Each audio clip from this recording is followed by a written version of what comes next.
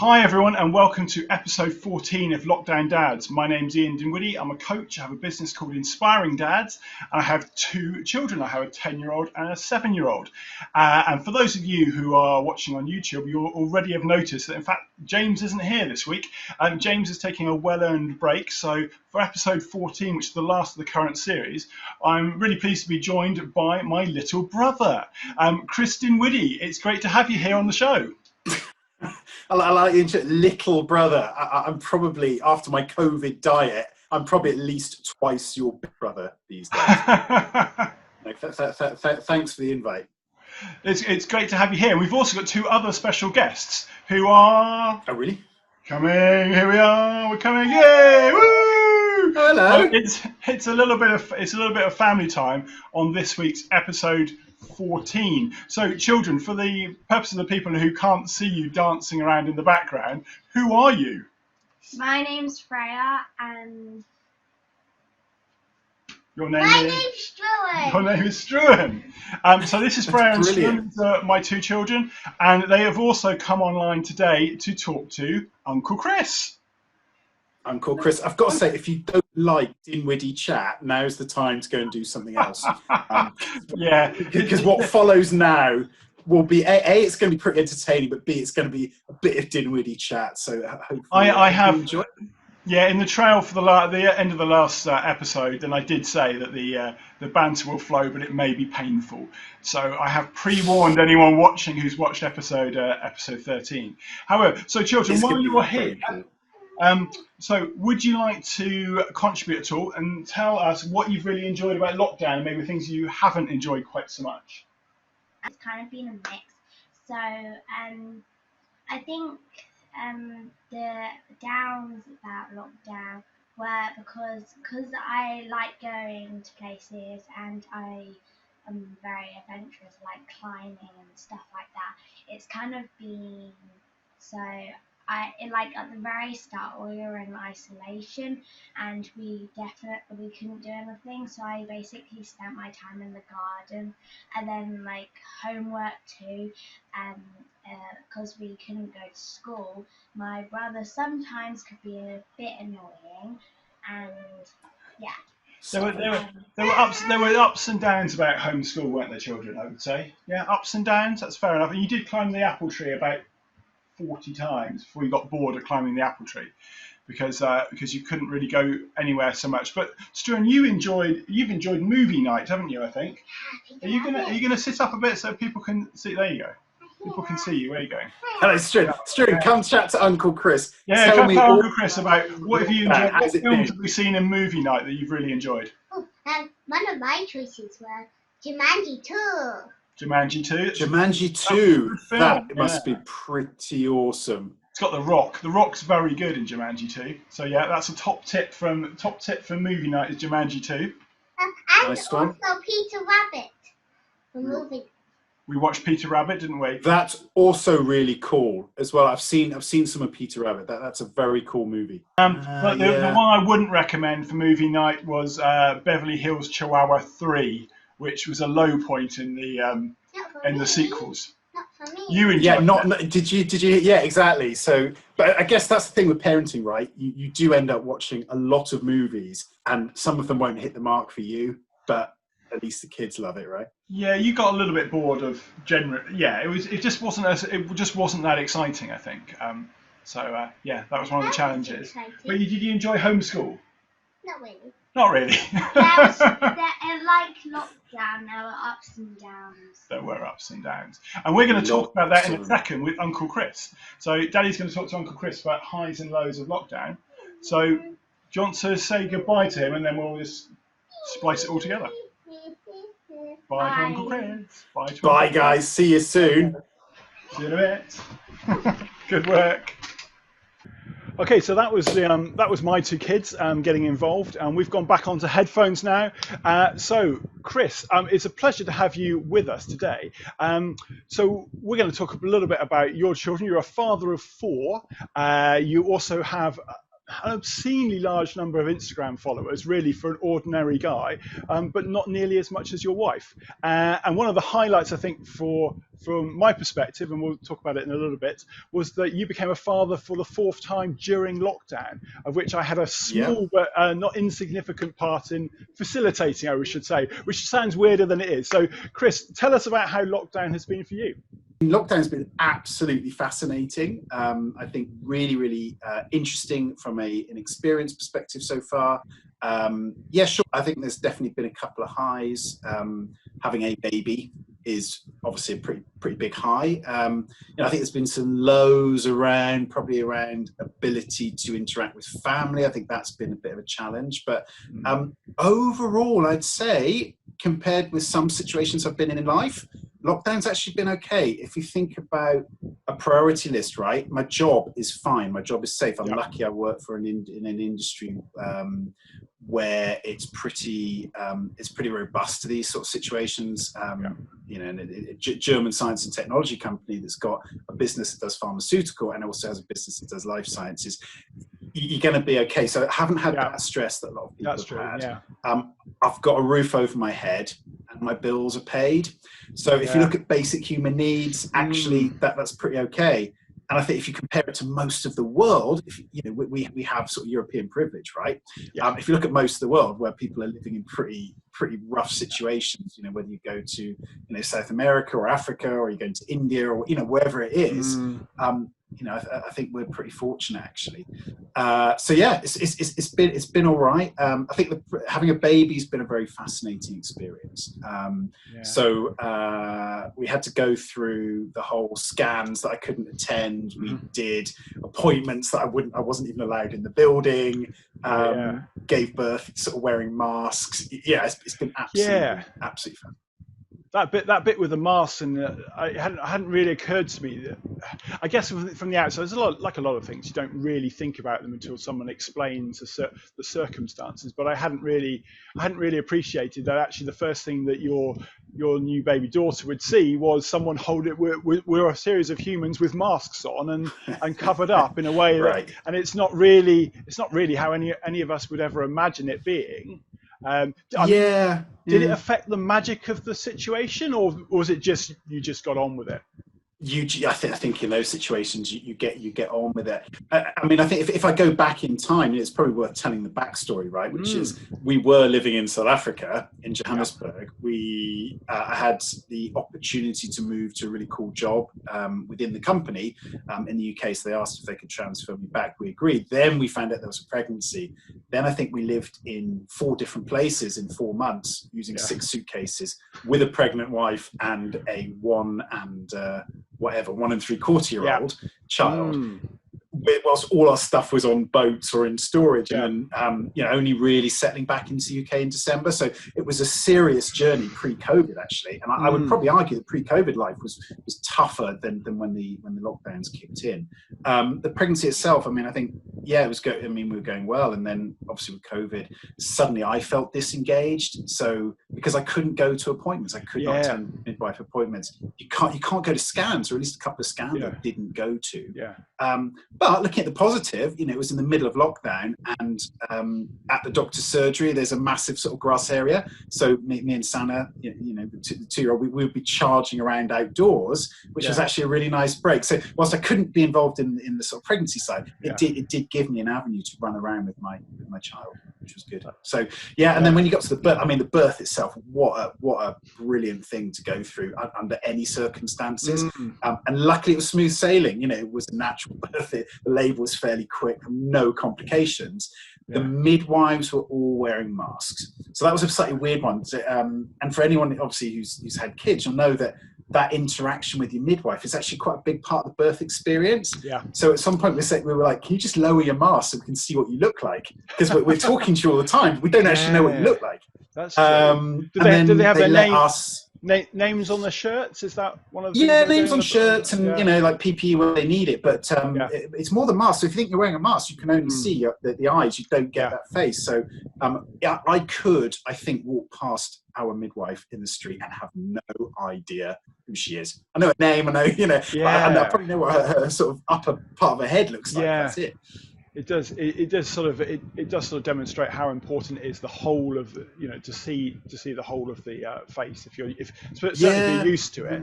I don't know. It does feel strange. We're talking about whether talking with Freya actually in terms of being in a shop and sort of whether she's smiling or not and this sort of thing. Right. We're trying to guess, the two of us, like, are you smiling? It's like, am I smiling, Freya? What a So I good have no game. idea, and it's like you can sort of see with your eyes a little bit, but not really. So isn't it called smizing, Ian? It's called smizing. Is it smizing? In social media terms. Yeah, smiling with your eyes. So there is a way you can smize. Yeah, but you're probably too old for that sort of stuff. Yeah, my eyes are already too small. Yeah. I've got small eyes. But back to the birth, they did allow us to take off the mask. Actually, they were quite good as long as we kept it. We kept on our side of the room, and they were actually, because otherwise it's just really frustrating to wear a mask when you're giving birth and stuff. So that was cool. And then obviously Uncle Ian played a really big role by looking after Sana. So it was a joy. Well done for that. Yeah, it was a joy. And even more interesting is that is likely to put you on a TV show, which we can't talk about. But that also made it really interesting, the fact that we were shooting content for TV. So that will be your moment of fame as well. Fleeting, I suspect, if at all, because I kind of appear and then I probably disappear again. But no, it was a delight to look after your daughter, and she was charming and a huge amount of fun, and it was just sort of took me back to having much younger children. Which was, it's a real joy, isn't it? She's very easy. A real joy. Yeah, so that was what 2 months ago. What's the date? I don't know what date. We are the first. It's 31st of July, so this will go out on the start of August. So 2 months, isn't it? It was May. Yeah, we're pretty much at 2 months. I think the really difficult part of having a lockdown baby or a corona baby or a COVID baby, whatever you want to call having a baby at this time, is it's probably the family involvement. So the plan was that my wife's mother would fly in from South Africa, and that would ease a lot of the burden. When it's just the two of you doing it day in, day out, it is pretty tiring. I think I really feel for anyone who has a baby where there's no family support for anything. No physical family support. There's obviously the emotional family support, but not that's getting pretty tiring now, I've got to say. But again, I think I've worked from home for so long now that actually there's quite a good rhythm. I think you get a really good understanding of how to support as a father, because it's not easy to know your role when you're a father and you've got a new baby. What's your role? Is it that you're meant to be really involved with, burps and night feeds and bottles, or is it more around, and this is the model we've gone for, it's much more around, okay, I need to make sure the house is clean, there's food in the fridge, everyone gets fed, I take the baby where I can, I'll make sure that I spend time with our oldest daughter, Sana. But again, there's that figuring out what your role is. And I think that, again, is also a little bit more complicated when it's just the two of you. Yeah, I think so. I think those practical elements kind of kick in first, isn't it? There are things that you need to be on top of, so that everything else, so that the emotional support can kick in. If you're scrabbling around trying to going to the supermarket all the time because you've forgotten things, or that makes it that much harder. I mean, you're very used for working from home, to the extent I think you have a work from home contract, which is probably one of those things that a lot of people out there are thinking, actually, I quite fancy a work from home contract. What would you say has changed in terms of your team and your own work patterns, sort of pre-COVID, and what working from home looked like and what it looks like sort of now? Gosh, that is such a tricky, big question. So I think I've got so used to working remotely, whether that is from a sofa or from a bed or from a study or from an aeroplane or from a taxi, whatever it is. I'm so used to that sort of fluid approach. I think what I've seen, particularly in my industry, I work for a German company. German companies can be a little bit more traditional sometimes, is I think there was always a sense that if you weren't in the office, were you really working? And I think that goes across most corporate environments. I once worked for a big consultancy that was like that, where it was like, if you weren't sitting at your desk at 9:10, people would start looking for you. And then the flip side was everyone left at 5 p.m. You know, so I've always been a little bit against that office culture of presenteeism. I think where I've seen changes is probably the human element. It's been absolutely brilliant to see my German colleagues, who I'd normally see fairly well dressed, in their t-shirts, working from home. There's been kids that have come into meetings. There's been pets that have popped up, so it's really humanized my colleagues. And I think we've also had a few feeling conversations. So how are you feeling, and you know what's happening? And then I've seen boyfriends in the background of my team walking across shot. You know, so it's really given a very human, very natural exposure to colleagues. I think that's been great. One of the other big shifts I've seen at work is things that used to be meetings are now video. But also things that used to be conference calls are now video, and I've really, really enjoyed that that human side of it. The other thing I think is people are much more productive. You don't have time to mess around because you might have kids at home. Definitely don't have aircon. Your internet might not be working so well. So you've got a lot of broader issues to get through. So there isn't really time to faff around. I think that's been a big part of it, right? Productivity. You've got to be on the money, and whether that is I can work for 6 hours in a day. I bet you're doing the same as if you were in an office working for 10 hours a day. I think that's one of the really interesting things, is because people can't see, they can only judge you on the output in many ways. They can't necessarily judge you, apart from, I guess, if you're turning down calls at times where people want to get hold of you. Otherwise, it's it becomes more of an output driven environment, and it rewards those people who can efficiently get through their work. And that kind of thing. I think it's brilliant for engagement as well. So it's not just productivity. I think we've all been forced to become much more productive in the way we work and organised in the way we work. But I think from an engagement perspective, I think it's really opened people's eyes to say, well, work isn't from 9 to 5. Maybe I can flex it a little bit more. You know, do you know what? If I want to go sit in the garden for an hour, I can go sit in the garden for an hour. Or if I want to run around with my kids or take them for a walk, or you know, if I want to spend time with my partner, or you know, I think it's taught people that this concept that you get in a car or whatever, or you get on the tube, you go to an office, which personally I think is a big waste of time anyway. You felt like that for a long time. I know from your I know from experience of having discussions in the past about how often you were going into the office, and you had always been, I would say, maybe role model is putting it too strongly, but you've always been very keen to work remotely and to work from home and not to go in the office just because, you know, and partly that's been to do with the structures of the businesses where you've worked, and where the rest of your colleagues are. It's also partly I've sort of carved it out. I have carved it out a little bit for myself, which is good. But it's just a preferred style of mine. Why sit in a car or get on a tube when you don't have to, right? I mean, some people, I think on a social level, some people enjoy the interaction, right? So if you're a bit more extroverted, you probably want to spend time with your colleagues in an office environment. Sometimes it is absolutely necessary to put a group of people in a room to get things done. But honestly, based on my experience in the last 4 months, I think it's proved how much you can do in a remote setting. And I think hopefully coming out the other end of COVID, which, you know, let's plan on being back to a normalish life middle of next year, then I'm hoping a lot of these things will stay. When I relocated, my boss kind of said, well, do you want a work from home contract?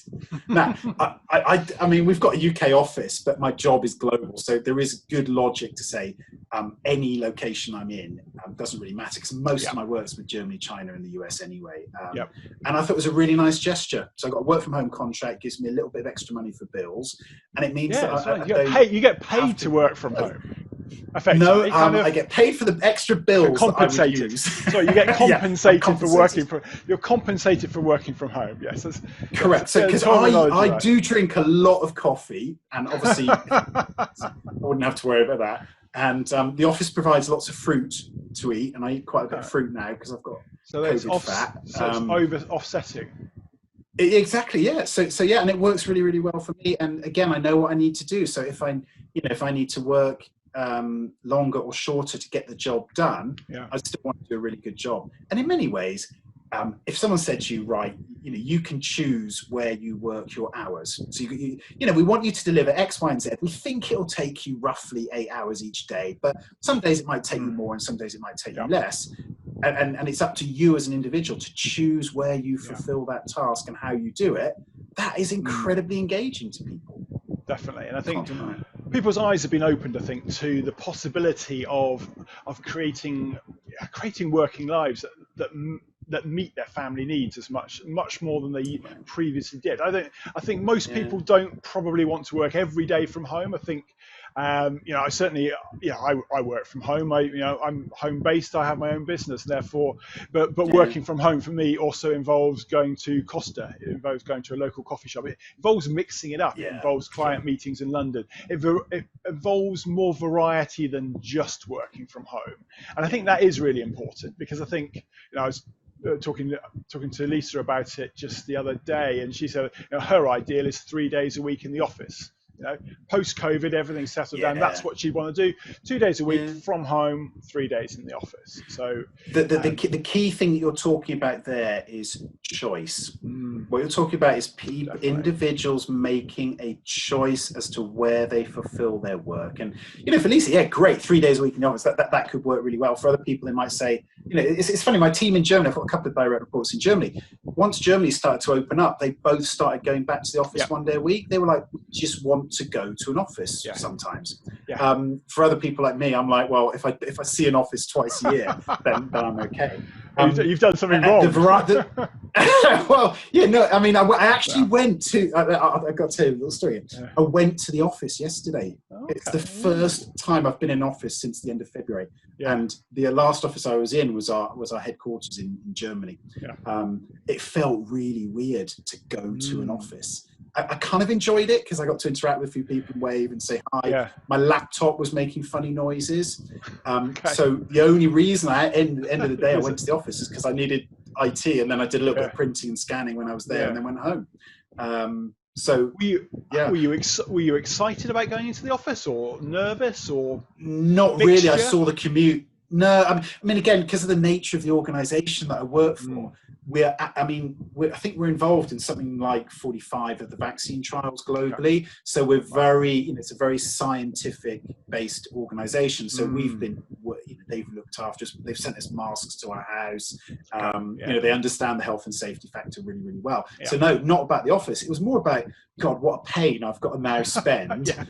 25 minutes driving to the office to then 25 minutes drive back. And I saw massive 25-minute commute. Lost productivity. I saw it as lost productivity because I knew that by the time I get to the evening, it's sort of 5:30, unless I'm really behind or I'm not hitting a deadline, I've got to go and be a husband and a father at that point in time. So for me, it felt like a little bit of lost productivity. And my car started, which was a benefit. So last week, I didn't drive my car for so long, the battery failed. Totally failed.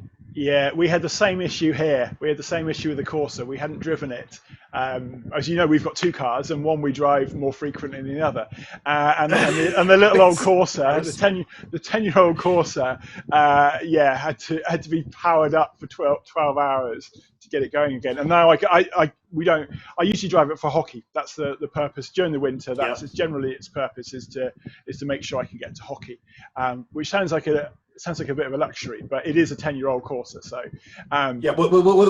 this is a car it's a BMW with 300 miles on the clock. Of course it's your work car then. No. Yeah, the BMW it's my work car. So of course it is. And it was really embarrassing because I had to contact BMW to send someone. And they came around and I was like, I bet you've got quite a few of these. He's like, yeah, we do at the moment. And it turns out, so it's worth knowing that if your BMW is less than 2,000 miles, you have to put in a new battery. Wow. You have to. Okay. Yeah. So you can't just jump start it or anything. Yeah. No, new battery. And they were really good about it because they're saying, well, it could be us because it could have been sitting on a forecourt. The battery sort of wound down on a forecourt somewhere. So that's our policy. But it was a great indication of how little I have travelled anywhere. Yeah. Nowhere. Nowhere. And even getting in the car to drive now, I'm like, hold on a minute, my driving reflexes are not very sharp. So I've really I feel like I have to concentrate a little bit more. Yeah, because it's just that learnt behaviour of how to drive around. You just kind of drifted, I suppose. You don't forget. You don't forget, but you're not quite sharp. You know, you're not quite as instinctive. Yeah.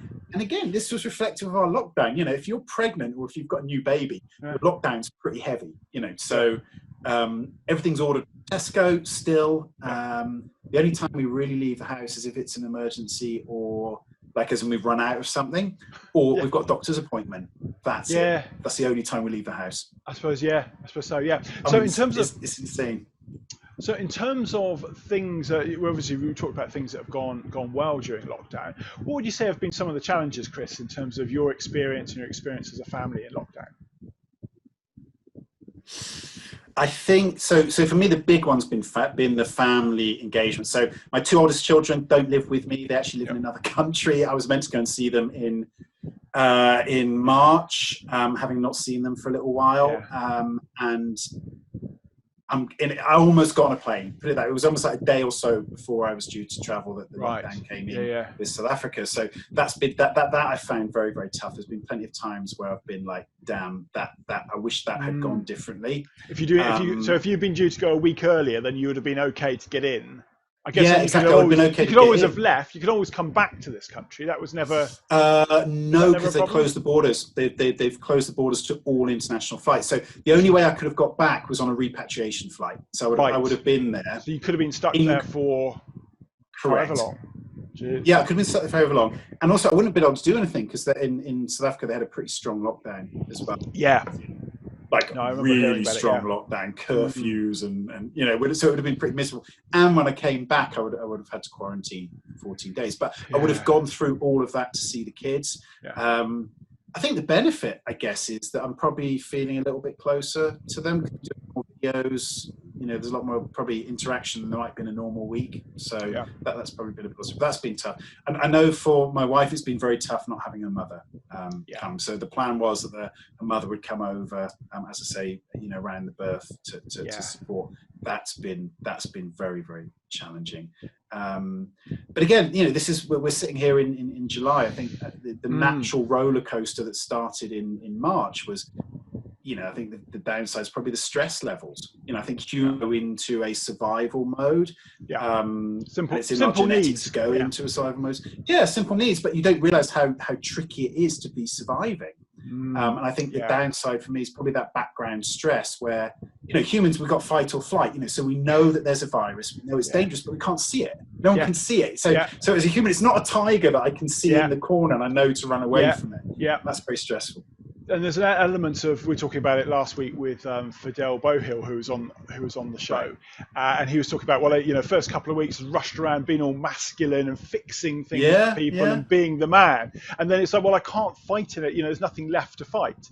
And he went back to his flat, and he said, you know, he doesn't live with any of his children on a regular basis. He's on, you know, sort of on his own in his flat. It's like just sort of cooped up, really. But that sense of not being able to fight anything and having to tap into different kind of elements of your personality or to learn new skills about just accepting and not being able to fix things and trying to engage with people and you know, the circumstances in a different way.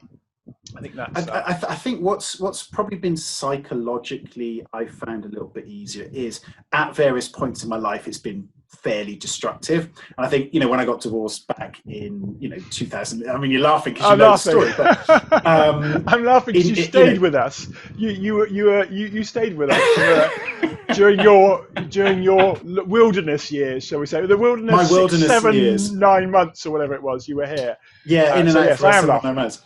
Yeah, no, and I think rightly so, because it was probably brilliant to observe. But between, you know, over about a 2.5 year period, I entirely deconstructed my entire life to the point where I was literally left with a couple of suitcases of clothes and the parental responsibilities that I have as a father. You know, there was no job. I didn't really live anywhere. I was basically broke, entirely broke. And I think having gone through that experience, it equips you with a resilience to say, well, you know what, it could be far worse. You know, and when COVID, you know, when the lockdowns first started happening, we had a conversation in the house. I said, well, if this all goes to shit, we're just going to go and move in with my dad.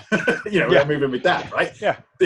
Default settings. Someone somewhere will help us out if it all goes wrong. And I think that's really helped to say this could be far, far worse. We've been in far worse situations. I think on the flip side, if someone's had a very linear life where perhaps you get to university, you graduate, you party a bit, you get a job, you start your career, you work through your career, you get married, you buy a house, you have kids. If you've gone on that route where you've never had to deconstruct anything, imagine the change would have been incredibly stressful. So it probably wasn't quite as stressful. Yeah, well, that's good. It's good. So one of the things I wanted to talk about was about equality, in particular on two different elements. I'm really interested in sort of your experiences as being both a dad of 4 daughters and also having 2 children who are mixed race, and how sort of the Black Lives Matter movement and when it appeared alongside when you were having a brand new baby, and how you sort of reflect on those 2 elements of equality as a father. Gosh, it's such a difficult one. I feel like one day I should write a book that that is, oh, by the way, my wife's black. I think it would be a brilliant book because people don't, I don't think people necessarily expect that. And B, people say some incredibly clumsy things in private. So I do feel like, oh, by the way, my wife's black would be a great book. I think for me, it's been incredibly interesting going from a country like South Africa where race is on everyone's lips and you are defined from birth, tick a box. If you are white, you are this. If you are black, you are this. And I think, part of the move for me was a desire not to raise mixed race or biracial children in that sort of environment. And I think for me, that was quite important. And then getting to the UK and then suddenly, the racial discord starting here to say, actually, it's pretty rough wherever you go.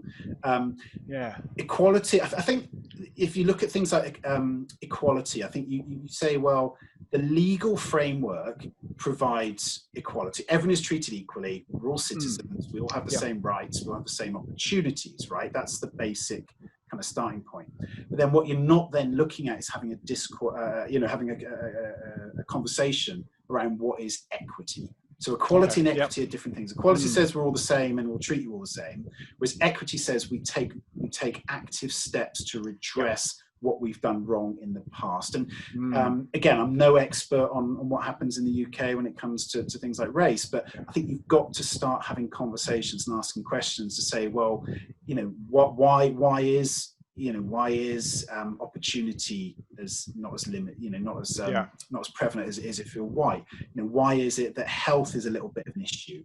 Why is it that educational experience is very different? Why is it that the job market is very different? Let's get to the root of it. So it's not about saying, well, everyone's treated equally, therefore everything's fine. It's about digging into it and looking at things like generational elements. So we have what I would call generational privilege, right? And generational privilege says that throughout the last 2 or 3 generations, we've had pretty much the same opportunities. Whereas if you come from a BAM background, you probably haven't. You've probably been given rubbish jobs. You've probably been put in rough areas. You've probably been given housing that isn't ideal. You've probably been treated differently by the job market or by the health sector. And therefore, what do you expect? Generationally, how do you move forward from that? Because you don't benefit from, if my parents die, I get a big inheritance. Right? Or, there is that. Things like that. So those conversations are not necessarily happening. I think that's the issue. And then we get into stuff like statues. There's this concept that if you take down a statue that someone's erased from history, and people get really defensive, and they'll say, well, the guy did lots of good, but he made his money from selling people, stealing people and selling them. We grew up in the Southwest. We're from Somerset, and Edward Colston, for instance, has been known to be a divisive figure. And the slave history of Edward Colston was something I knew when we were playing sport against Colston School. I knew there was an element of, I knew where that name came from when I was like 12 or 13. I knew the background. It's kind of not a new conversation. It's not a new thing. But it has become much more focused, I think. And I think, you know, having been out of the UK, you know, realistically for about 10 years or so, I hadn't realised that there were people who would get really angry about removing a slave trader's statue. Yeah. And I think for me, that's the bit that sort of bothers me a bit, having been out of the picture for so long, is to say, is that your hero? Is that the sort of person that you want to celebrate? Irrespective. So for me, it's been a bit of a surprise that this, you know, the communication or the conversation in the UK. It's been a little bit of a surprise. And again, you thought it'd be more. You thought it'd be more developed. It would be more nuanced. Yeah, I thought it'd be more developed. I thought it'd be a little bit more human, a little bit more less divisive. You know, I work in recruitment. We are spending an enormous amount of time talking about de-biasing recruitment processes because humans are deeply biased. You know, chat to a friend of mine, you know, he's a British Nigerian guy. He tries to get a job. He's like, I can barely get in through the front door because they look at my Nigerian name and people make an immediate assumption. In terms of de-biasing, what sort of things do you do on a practical level within recruitment? You look at language, for example, you look at the language that you use, you look at the process by which you assess people.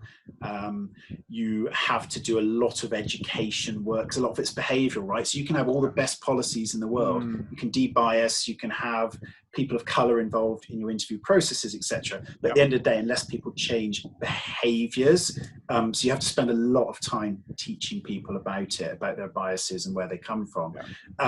I think the big opportunity that no one's really pursuing enough is conversations. You know, having conversations with Black people. Go and talk to a British Black person, or you know, someone who's you know, arrived in the UK in the last, you know, say 15, 20 years. Have a conversation. Say, hey, what's it like? What have you seen? I really like listening to the BBC Rugby podcast. Ugo Monye. He's got some great input on this. You know, he's got some great input. Is he Nigerian? Is that his? He's British Nigerian, I think. He's British Nigerian. I think. I'm not sure what his national identity would be, but you know, they did a great podcast recently where they got lots of Black players who came in and talked about their experiences. So I feel that there's not enough talking, there's not enough listening. So policy-wise, I think everyone's kind of okay. Legally, we're okay. Equality-wise, we're okay. But we're not spending time understanding, you know, how that translates on a day-to-day basis. You have to shut people down that fly aeroplanes with white lives matter, or, you know, people's response to Black Lives Matter is, well, all lives matter. Well, yes, but yeah, they do. You know, like that. And the analogy that I quite like is the one where it's like, if someone says save the whales, you don't start harping on about, well, no, don't save the whales, save all sea life. Yes. Right? Or let's shut down the RSPB because they're focused on saving birds, and I don't believe we should only focus on saving birds. Let's close that down and just focus on all animals. Yeah. That's quite right, and it's so... It's absurd when you put it like that. Yeah, absolutely. Yeah, it's just putting a spotlight on a particular group. Thank you very much, Chris, for being here for episode 14, season 1 of Lockdown Dads. This is the final episode in this season. It's been a pleasure having you all listening and watching. And Chris, thank you very much for being here, being my guest today, and for talking through a number of really interesting topics. And hopefully it hasn't been too painful for people who weren't expecting too much from two brothers having conversations about lockdown. So Chris, before we wrap up and say goodbye, how can people get in touch with you and follow you on social media? I'd probably say for like LinkedIn, so Chris Dinwiddy, look me up on LinkedIn. I connect with most people. If you're really curious, on Instagram, I do have 44,500 followers at the moment. So you can follow me. It's Dinners C, so DINNERSC, and you can follow me there and see more about the family life. And I guess the big question is, does your daughter Sana have more followers on Instagram than you do? She did for a while. I've just overtaken her. A few months ago, I overtook her. So she's on about 42, I think, thousand now. So yeah, so I'm the second most followed in the house now. Yeah, we've just set up Suri's one. Okay, So we set up Suri's. We haven't publicised it yet, but she's already got like 13 followers, which is good. And Kadeko, I think, is on about 326,000, I think, at the moment. So I'm still a long way behind. So head to Instagram if you want to see more about the background of the Chris Dinwiddy family life and the things he gets up to when he's not working from home on a permanent contract for a large German pharmaceutical company, and it's some amazing stuff. I love Santa and the blackberry and the sour blackberry the other day. So we took a blackberry picking. She loves it. She just loves getting involved with everything. It's great. Chris, thank you very much for being with us. This is the end of season 1 of Lockdown Dads. We will be back in September for season 2, subject to the successful strategy meeting that James and I are having. So, Chris, thank you very much. Thank you very much, Chris, for being here today, and thank you everyone for watching and listening. Take care and see you soon. Bye bye.